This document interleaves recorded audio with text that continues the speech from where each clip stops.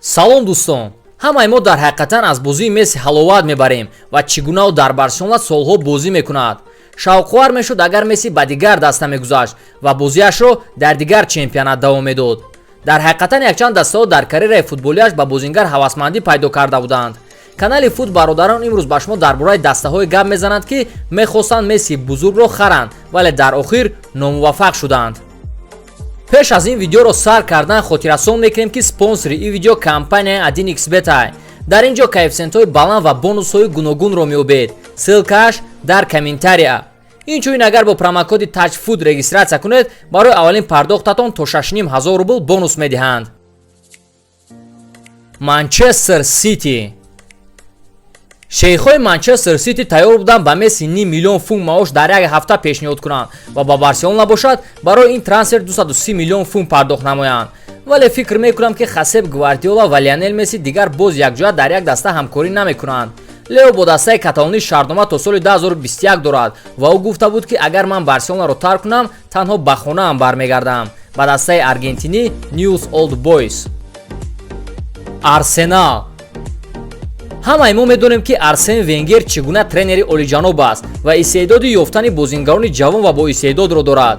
ӯ бозии Мессиро дида ҳис кард ки бозингари ғайриоддӣ аст, вале нахост барои Мессии 16-сола аз 8 то 10 миллион евро пардохт кунад ва ба ҷои бозингари аргентинӣ ӯ Сеск Фабрегасро харид. дӯстон, шумо чӣ фикр доред? Арсен Венгер аз кори кардааш пушаймон аст ё на? ПСЖ Неймарро харид, вале Мессиро харида натавонист. соли 2014 шейхҳои дастаи фаронсавӣ тайёр буданд 250 миллион евро аз хазинаи худ барои трансфери Лионел Месси пардохт кунанд, вале ба Месси чемпионати Фаронса маъқул нест, чунки дар он ҷо рақобат суст аст. инчунин дастаи каталонӣ аз бозингари аргентиниаш вобастагии калон дорад. барои ҳамин агар шейхҳо чанд қадари пулеам пешниҳод намекарданд, Барселона не ҷавоб медод. Интер. Хуан Себастьян Верон гуфта буд ки ба Лео Месси зиндагӣ дар Милан маъқул аст ва ӯ Серия А-ро дӯст медорад. соли 2010 президенти Интер Массимо Мераси ба мухлисони даста ваъда дода буд ки Мессиро ба даста меорад, вале чӣ хеле ки мебинем дар ваъдааш наистод. Челси. овозаҳо буданд ки Жозе Маурино вақте ки ба Челси дуюмбора гузашт, ӯ бо президенти даста Роман Абрамович дар бораи трансфери Месси ба Челси суҳбат кард. дар он вақт Месси дар Испания бо носупоридани андоз проблемаи калон дошт ва ин трансфер метавонист дар ҳақиқатан амалӣ гардад. вале дастаи каталонӣ бозингари аргентиниашонро хело қадрдонӣ мекунанд ва ҳамаи корро мекунанд ки ӯро аз даст надиҳанд. барои ҳамин Барселона саросимавор ҳамон вақт бо Месси шартномаи нав имзо кард. Анжи.